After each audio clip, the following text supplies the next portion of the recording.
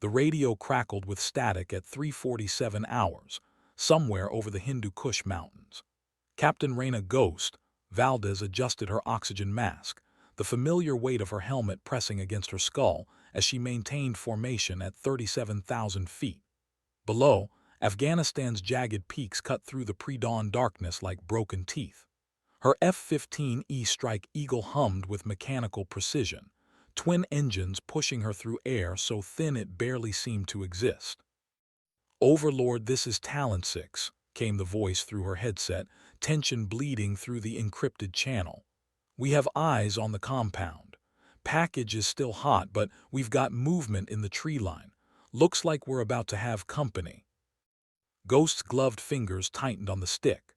SEAL Team 6 had been on the ground for 4 hours now, extracting a high-value target from a Taliban stronghold that intelligence had assured them would be lightly defended. Intelligence, as usual, had been spectacularly wrong. What should have been a surgical 20-minute operation had devolved into a protracted firefight with enemy reinforcements streaming in from 3 directions. "Copy, Talon 6, replied the controller from Bagram Air Base, his voice carrying the kind of calm that came from being safely behind concrete walls. "Ghost 1-1, you're cleared to provide overwatch." Ghost banked her aircraft into a gentle turn, activating her targeting pod. The infrared display bloomed to life, revealing the compound below as a constellation of heat signatures. She could see the SEALs' positions clearly, 12 men arranged in a defensive perimeter around what looked like an abandoned mosque.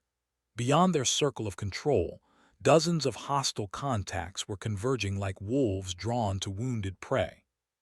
"Talon 6, Ghost 1-1 has you visual," she transmitted, her voice steady despite the adrenaline beginning to course through her veins. "I count at least 40 combatants moving on your position from the north and east. Time to party." A bitter laugh came through the radio.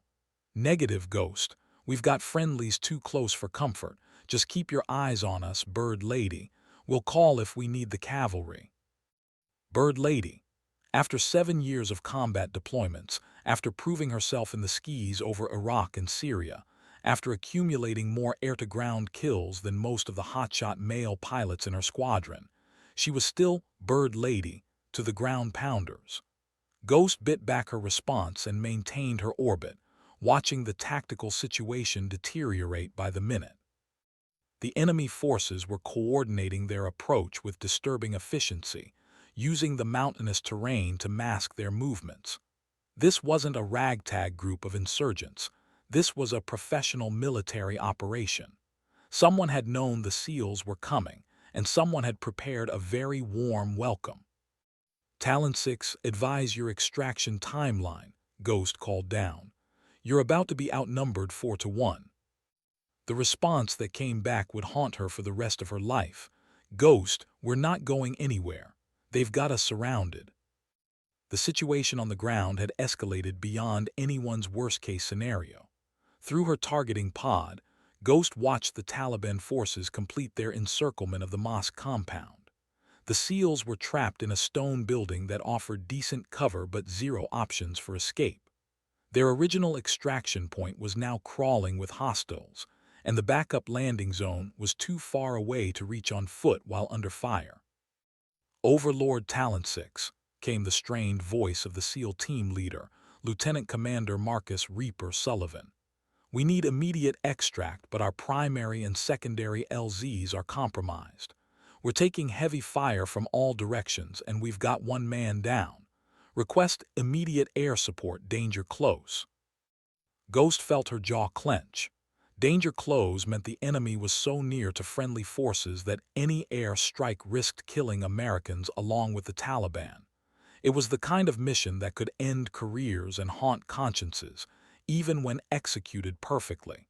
When it went wrong, it created congressional hearings and newspaper headlines.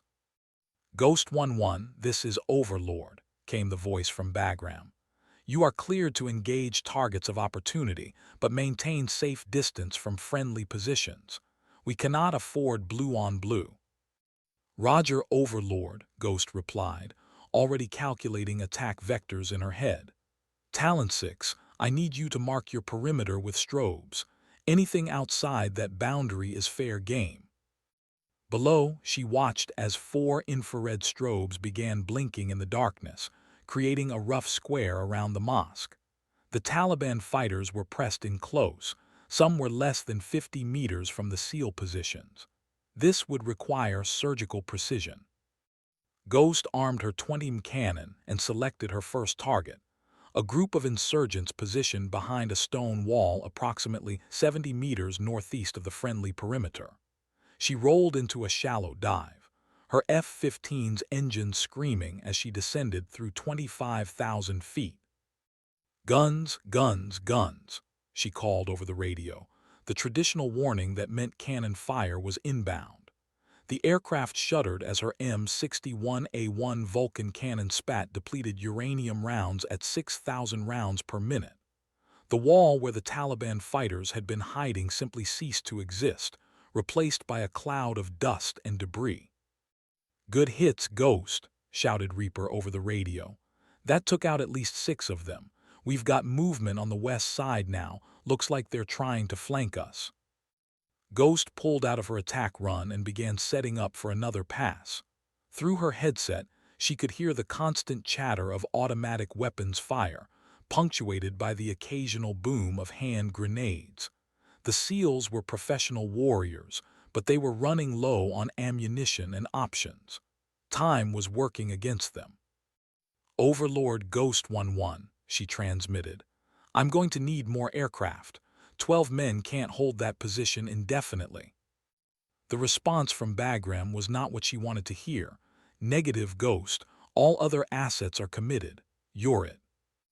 As dawn began to creep across the Hindu Kush, Ghost realized the true scope of what she was facing. Her fuel was at 60%.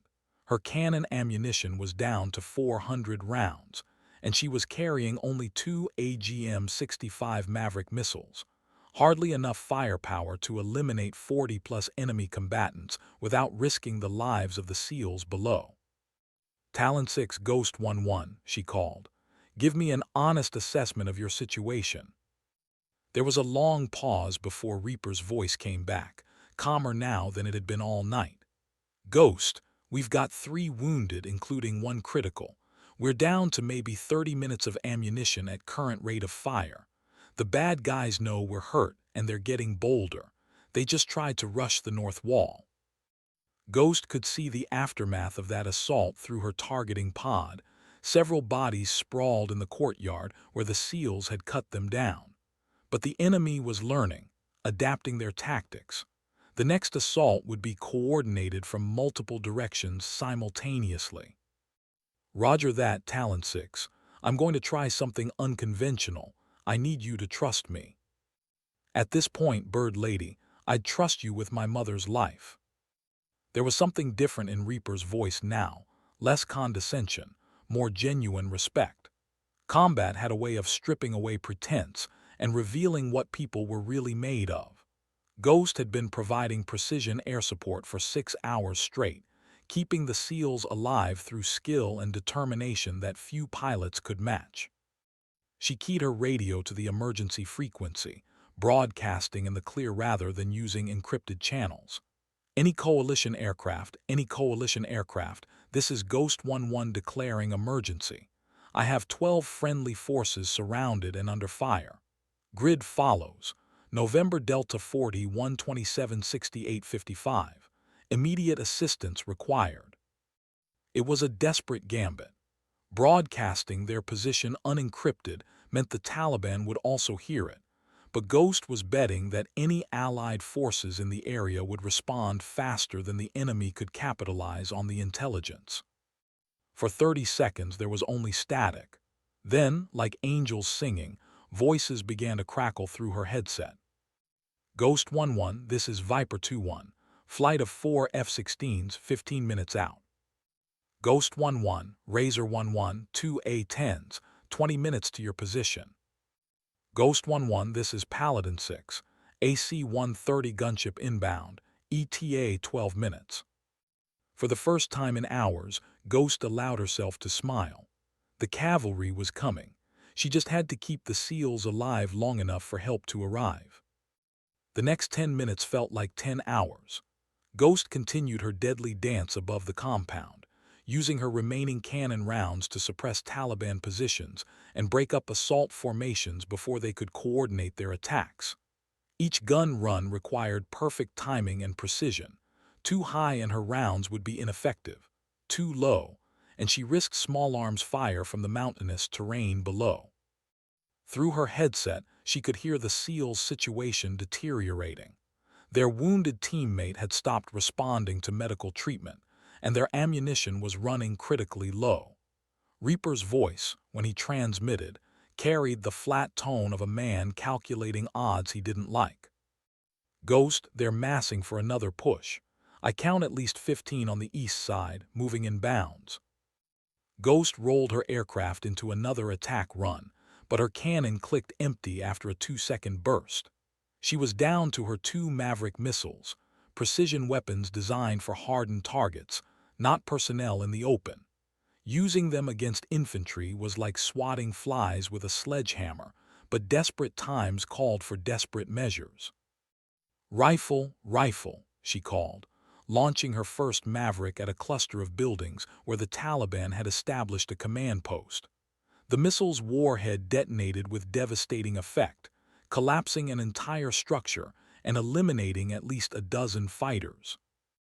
As the dust settled, a new voice crackled through her headset, calm, professional, and carrying the distinctive accent of the American South. "Ghost 1-1, this is Paladin 6. We have eyes on your position and are ready to bring the rain. Talon 6, recommend you mark your perimeter and get your heads down." The AC-130 Spectre gunship had arrived early. Its massive 105 howitzer and 40 Bofors cannon capable of turning the Taliban's numerical advantage into a death sentence. Ghost felt a wave of relief wash over her as she watched the aircraft begin its lazy orbit above the battlefield. "Paladin 6, Ghost 1-1, she transmitted. "Friendlies are marked with IR strobes. Everything else is hostile. The bad guys are pressed in close, some within 50 meters of our people." "Copy that, Ghost. We specialize in close work. Talon 6, this is your 8-minute warning. After we start firing, things are going to get very loud and very bright." Down in the compound, Reaper was marshaling his men for what might be their last defensive stand. The Taliban fighters, sensing that time was running out, were preparing for a final coordinated assault from 3 directions. Through her targeting pod, Ghost could see them moving into position, their heat signatures clustering behind cover points around the mosque. What happened next would become legend in the special operations community.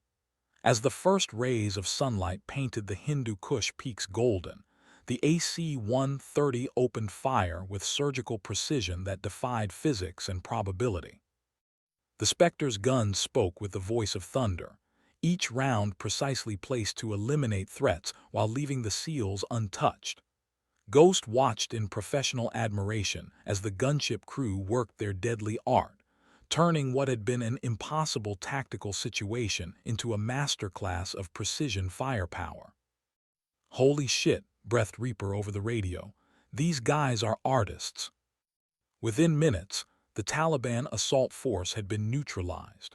Bodies littered the mountainside around the mosque compound, but the stone building where the SEALs had made their stand remained intact. The precision had been so exact that not a single friendly casualty had resulted from the air support. "Talon 6, Paladin 6, came the voice from the gunship. "Area is secure. You're cleared to move to extract Point Charlie for pickup." But even as the immediate threat was eliminated, Ghost noticed something troubling through her targeting pod. More heat signatures were moving through the valleys to the south, a large convoy of vehicles heading toward their position. The Taliban weren't giving up. They were bringing reinforcements. "Paladin 6, Ghost 1-1, she transmitted. "We've got company inbound from the south. Looks like a mechanized column, approximately 20 vehicles." The AC-130's response was immediate. "Copy that, Ghost. We see them. ETA to your position 8 minutes. 8 minutes. The SEALs needed at least 10 minutes to move their wounded teammate to the extraction point and prepare for helicopter pickup. The math was simple and unforgiving. They were going to be caught in the open with nowhere to hide. That's when the miracle happened. Through her headset, Ghost heard a voice that made her heart skip a beat. Ghost 1-1, this is Phoenix 1-1. Flight of 4 F-15s inbound your position. We heard you might need some help. She looked up through her canopy and saw them, 4 dark silhouettes against the dawn sky, flying in perfect finger-4 formation. But as they drew closer, something seemed wrong with the formation. There was a gap where the number 3 aircraft should have been, a missing element that created an asymmetrical pattern against the lightening sky. Phoenix 1-1, Ghost 1-1, she replied, her voice catching slightly. Confirm you're showing 3 aircraft in formation. Negative, Ghost, came the response from the flight leader. We're showing 4 ships, but one of our birds is flying a little different today. Phoenix 3-3, sound off. The voice that answered sent chills down Ghost's spine. Phoenix 1-1, 3-3 is here, flying for all the ones who can't. She understood immediately.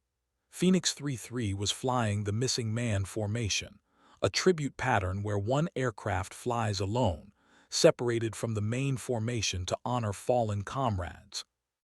The symbolism wasn't lost on anyone monitoring the radio frequencies that morning. The missing man formation was sacred in military aviation, a flying memorial that honored those who had given their lives in service of their country. But this wasn't a ceremonial flyover at a military funeral.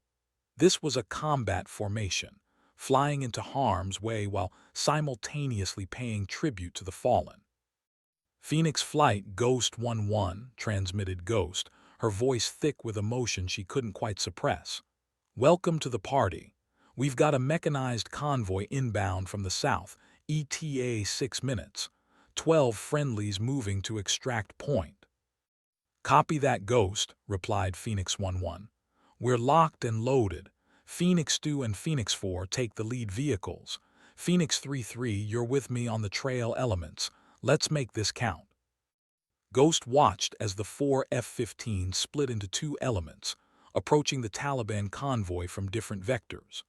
The missing man formation had dissolved into a combat spread, but somehow the symbolic power of that initial pattern lingered in the morning air.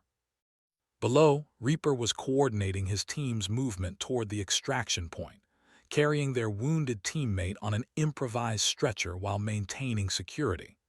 Every step took them further from the protection of the mosque's stone walls and deeper into open ground, where they would be vulnerable to the incoming convoy. Talon 6 Phoenix 1-1, came the voice from the F-15 flight leader. We're commencing our attack run. Keep your heads down and stay tight. This is going to be close. The first pass was devastating. Phoenix 2's GBU-12 laser-guided bomb struck the lead vehicle in the Taliban convoy, turning it into a fireball that could be seen from 20 miles away. Phoenix 4 followed immediately, his bomb destroying 2 more vehicles and blocking the narrow mountain road with wreckage and debris. But the convoy was larger than anyone had anticipated. More than 20 vehicles stretched back through the valley, including several technicals mounted with heavy machine guns, and what looked like a Soviet-era tank bringing up the rear. Phoenix 1-1, Ghost 1-1, transmitted Ghost. That convoy is bigger than we thought. You're going to need more ordnance. Roger that, Ghost, came the reply. We brought plenty. Phoenix 3-3, your turn to dance. The lone F-15 in the missing man position rolled into a steep dive, its pilot's voice calm and professional over the radio. This one's for the fallen. Rifle, rifle. His AGM-65 Maverick missile streaked toward the tank at the rear of the convoy, striking it dead center and lifting the 30-ton vehicle completely off the ground in an explosion that echoed through the mountain valleys like thunder. As the Taliban convoy burned in the valley below, Ghost found herself thinking about the pilot of Phoenix 3-3. the lone F-15 that had been flying the missing man formation. There was something hauntingly appropriate about that aircraft delivering the killing blow to the enemy's heaviest weapon. It was as if the spirits of fallen warriors had reached across the veil to protect their living brothers in arms. Talon 6, this is Dustoff 77, crackled a new voice over the radio. 2 Black Hawks inbound for extract. ETA 3 minutes to extract Point Charlie. Ghost felt a wave of relief wash over her. The SEALs were going to make it home. After 8 hours of continuous combat, 12 American warriors and their wounded teammate would live to fight another day. Through her targeting pod, she watched the team reach the extraction point, a flat area of ground barely large enough for a helicopter to land. Reaper had positioned his men in a defensive perimeter around their wounded colleague, but their ammunition was essentially exhausted. If another enemy force appeared, they would have to rely entirely on air support for protection. Ghost 1-1, Phoenix 1-1, came the voice from the F-15 flight leader. Thanks for keeping our guys alive up there. That was some impressive flying. Just doing my job, Phoenix, Ghost replied, though she felt a surge of pride at the recognition from a fellow pilot. You boys showed up just in time. Roger that. Phoenix 3-3 sends his regards as well, says to tell you that you fly like someone who understands what we're fighting for. The comment hit Ghost harder than she expected. Throughout her career, she had faced skepticism and condescension from male colleagues who questioned whether a woman belonged in a cockpit. She had proven herself over and over again, accumulating combat hours and successful missions that surpassed most of her squadron mates. But recognition, when it came, was usually grudging and qualified. This felt different. This felt like acceptance from warriors who had seen her at her best when it mattered most. The Black Hawks arrived exactly on schedule, their rotors kicking up clouds of dust as they settled onto the rocky ground. Ghost maintained overwatch as the SEALs loaded their wounded teammate and prepared for departure. Within minutes, both helicopters were airborne and heading south toward safety. Dustoff 77, Ghost 1-1, she transmitted. Package is secure. You're cleared to your destination. Copy that, Ghost, came the reply from the lead Black Hawk. The wounded man is stable. Thanks for keeping us alive long enough to get him home. As the helicopters disappeared into the morning haze, Ghost began her own journey back to base. Her fuel was running low, and she had expended all her ordnance during the night's engagement. The flight back to Bagram Air Base gave Ghost time to process what had happened during the night. She had flown 8 hours of continuous combat air support, expended all her weapons, and helped save the lives of 12 American warriors. It was the kind of mission that pilots dreamed about, a chance to make a real difference when everything was on the line. But as she approached the airfield for landing, Ghost found herself thinking not about her own performance, but about Phoenix 3-3 and the missing man formation. There was something profound about that lone F-15 flying separated from the main group, honoring the fallen while simultaneously engaging the enemy. It spoke to a deeper truth about military service, that every warrior carried the memory of those who had gone before. Bagram Tower, Ghost 1-1, requesting landing clearance, she transmitted as the base came into view. Ghost 1-1, Bagram Tower, you are cleared to land runway 27. Welcome home. Home. The word carried more weight than usual after a night like this. Ghost touched down smoothly, her F-15's wheels kissing the concrete with barely a bump. As she taxied toward the maintenance hangars, she could see ground crews already waiting to service her aircraft for the next mission. The debriefing would come later. Hours of detailed analysis of her tactical decisions, weapons employment, and coordination with ground forces. Intelligence officers would want to know everything about the Taliban convoy, their tactics, and their apparent advanced knowledge of the SEAL operation. But for now, Ghost was content to shut down her engines and sit quietly in her cockpit, watching the sun climb higher over the Hindu Kush Mountains. Her crew chief, Staff Sergeant Rodriguez, appeared at the side of her aircraft as she climbed down from the cockpit. He was grinning widely, which was unusual for the normally stoic maintenance professional. "Ma'am," he said, snapping a crisp salute. "Word's already spreading about what you did up there. The SEALs are calling you their guardian angel." Ghost felt heat rise in her cheeks. "Just doing my job, Rodriguez." "Yes, ma'am, but some jobs are bigger than others. The whole squadron's talking about it. They're saying you flew 8 hours straight, danger closed the whole time, and never put a round where it didn't belong." As she walked toward the squadron building, Ghost noticed something different in the way other personnel looked at her. The usual mixture of curiosity and skepticism that followed female pilots was replaced by something else: respect, admiration, and perhaps a touch of awe. The squadron briefing room was packed when Ghost entered for the morning intel update. Usually, she took a seat in the back, avoiding the spotlight that seemed to follow female pilots wherever they went. But today, squadron mates gestured for her to sit up front, treating her like the combat veteran she was rather than the curiosity she had often felt like. Lieutenant Colonel Harrison, the squadron commander, began the briefing with an unusual announcement. "Before we get to today's operational updates, I want to recognize Captain Valdez for her actions last night. 8 hours of continuous combat air support, multiple danger-close gun runs, and a tactical performance that kept 12 SEALs alive when they had nowhere else to turn." The room erupted in applause, not the polite, obligatory clapping that usually accompanied such announcements, but genuine enthusiasm from pilots who understood exactly how difficult Ghost's mission had been. "Furthermore," continued Harrison, "I've been informed that Captain Valdez's call sign is being changed, effective immediately. From now on, she'll be known as Guardian." Call signs in fighter squadrons weren't handed out lightly. They were earned through actions, personality traits, or memorable incidents that defined a pilot's character. Ghost had carried her original call sign for 3 years, awarded after her uncanny ability to appear and disappear from enemy radar screens during her first deployment.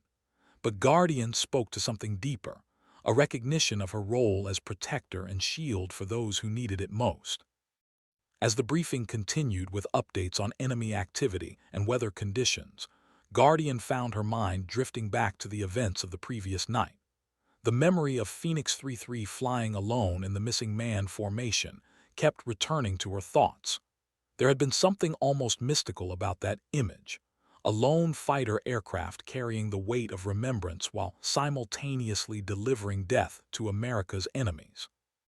After the briefing, Guardian was approached by Captain Mike "Torch" Stevens, one of the squadron's most experienced pilots and someone who had never shown her anything but professional courtesy mixed with barely concealed skepticism.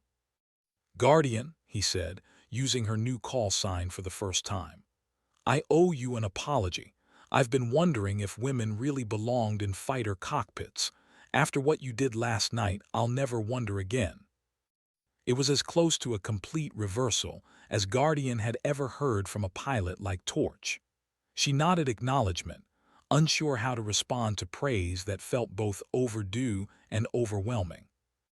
The rest of the day passed in a blur of maintenance inspections, intelligence briefings, and mission planning for the next night's operations.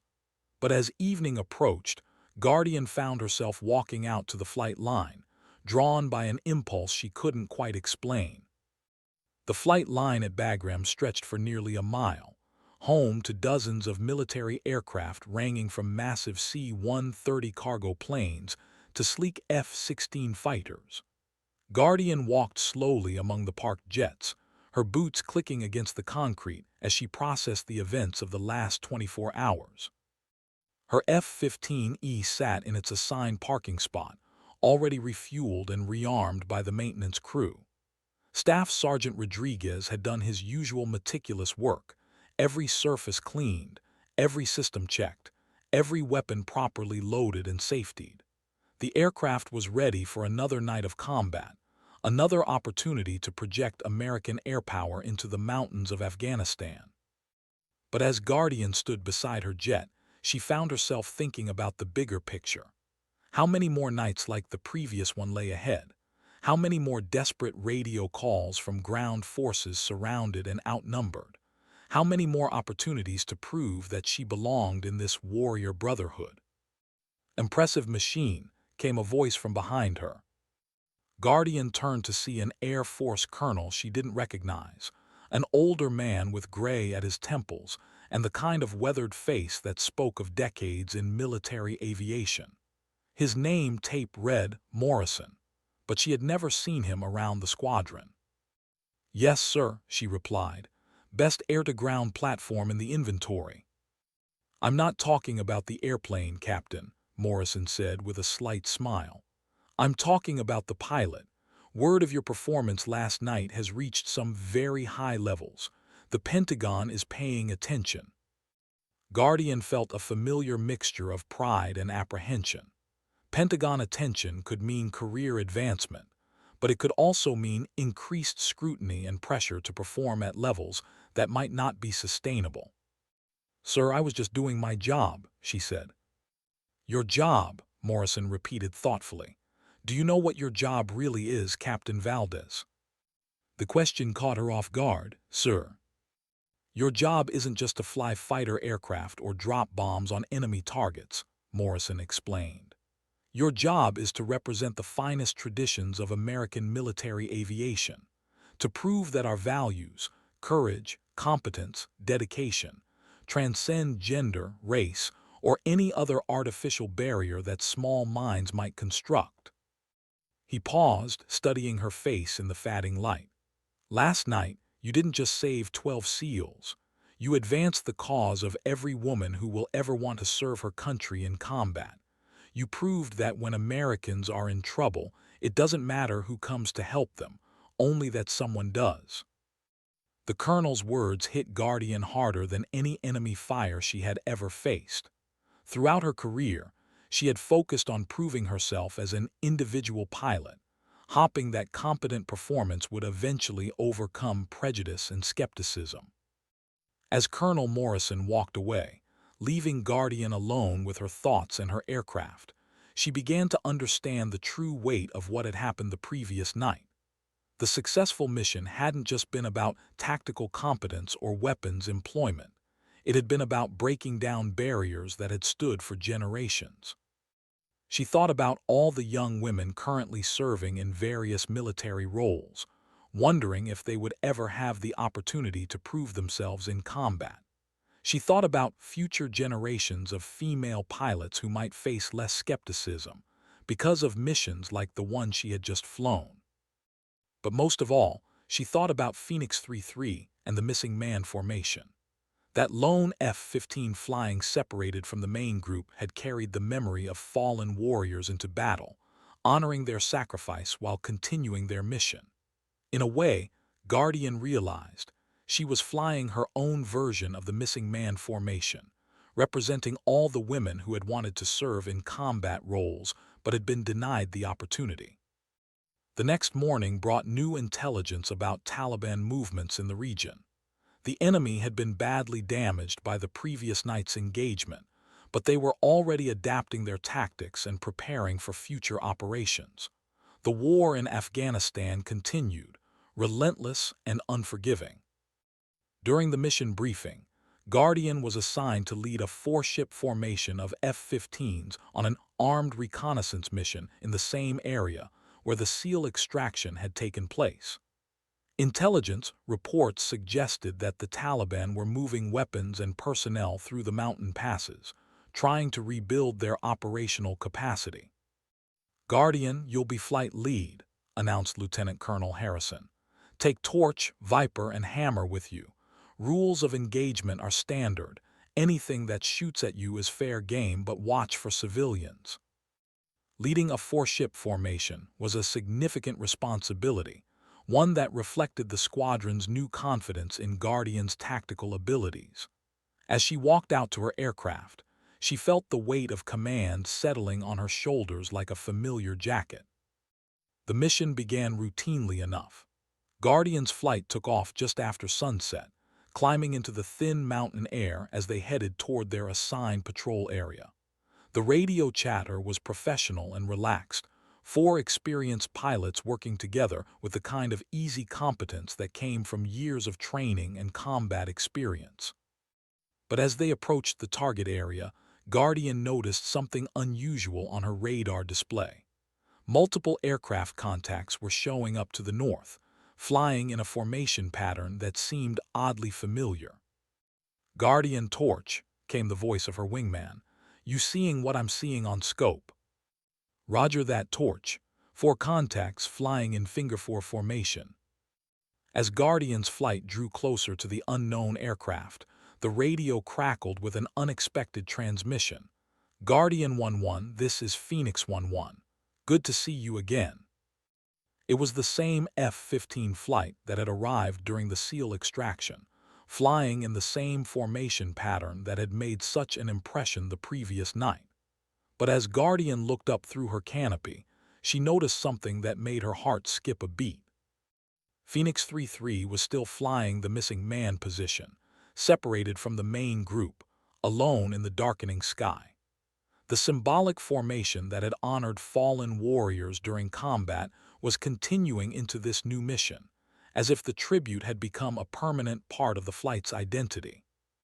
"Phoenix 1-1, Guardian 1-1, she replied. "Didn't expect to see you boys again so soon." "The war doesn't take breaks, Guardian," came the response from the Phoenix flight leader. "We're working the same area you are, reports of enemy movement in the valleys below." For the next 2 hours, the two flights worked together, methodically searching the mountain passes for signs of Taliban activity. It was tedious work, requiring patience and attention to detail as they sorted through heat signatures and movement patterns, trying to distinguish between legitimate civilian activity and enemy operations. Guardian found herself repeatedly glancing toward Phoenix 3-3, the lone F-15 maintaining its separated position even during routine patrol operations. There was something both beautiful and haunting about that aircraft flying alone against the star-filled sky, carrying its burden of remembrance into every mission. "Guardian, Phoenix 1-1, came a transmission that broke her reverie. "We've got movement in grid November Delta 41567234. Looks like a convoy of vehicles moving without lights." Guardian checked her targeting pod and confirmed the sighting. A line of vehicles was indeed moving through a narrow valley, their drivers using night vision equipment instead of headlights to mask their movement. The tactical situation suggested enemy activity. Legitimate civilian traffic would have no reason to travel in such conditions. "Phoenix 1-1, Guardian 1-1, she replied. "I concur. Looks like bad guys trying to stay invisible. Rules of engagement." "We're cleared to engage if they demonstrate hostile intent," came the response. "But we need positive identification before we shoot." As if summoned by their conversation, the lead vehicle in the convoy suddenly opened fire with a heavy machine gun, tracers arcing up toward the circling aircraft. The muzzle flashes lit up the valley like deadly fireworks, confirming what both flight leaders already suspected. "That's hostile intent," transmitted Guardian. "Phoenix flight, Guardian flight, we are cleared hot. Let's light them up." The coordinated attack that followed would later be studied at military academies as an example of perfect interflight cooperation. Guardian's 4 F-15s and Phoenix's 4 aircraft worked together like the fingers of two hands, each element taking assigned targets while maintaining perfect separation to avoid conflicts or collisions. Guardian rolled into her attack run first, selecting the lead vehicle in the convoy with her targeting pod. Her GBU-12 laser-guided bomb struck with devastating precision, turning the Taliban technical into a fireball that illuminated the entire valley. Torch followed immediately, his bomb destroying 2 more vehicles and blocking the narrow road. But it was Phoenix 3-3 that delivered the most symbolic blow. The lone F-15 in the missing man formation dove toward the rear of the convoy, where intelligence had identified what appeared to be a command vehicle based on its multiple antennas and communication equipment. "This one's for all the ones who can't," transmitted Phoenix 3-3, echoing his words from the previous night. His bomb struck the command vehicle dead center, eliminating the convoy's leadership and communications capability in a single devastating explosion. Within minutes, the entire Taliban convoy had been destroyed. 14 vehicles burned in the valley below, their flames visible for miles across the Hindu Kush Mountains. It had been a textbook engagement, swift, decisive, and executed with minimal risk to civilian populations. Guardian 1-1, Phoenix 1-1, came the transmission from the other flight leader. "Outstanding work.